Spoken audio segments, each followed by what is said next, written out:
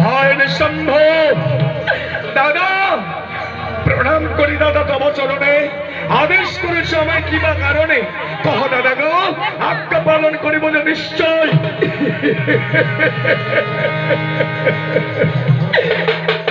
ভাই নিঃসম্ভব, আদেশ করার কারণ রয়েছে।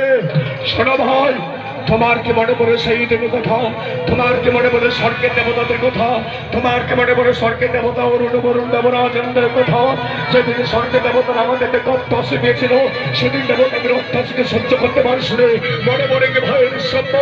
মনে পড়ে দাদা? হ্যাঁ দাদা, সেদিনের কথা মনে পড়লে আজ আমার সর্বাঙ্গ শিউরে শিউরে ওঠে।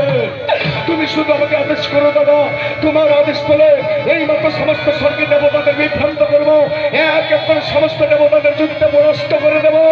পরাস্ত করে দেবো।